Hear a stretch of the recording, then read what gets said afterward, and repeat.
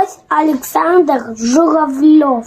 Лося я нарисовал с длинными ногами. Он деревья раздвигал сильными рогами. Сколько же рогов у лось? 3, 4 или 8? Мне Артем раскрыл секрет. У него их ровно столько, сколько лосю лет.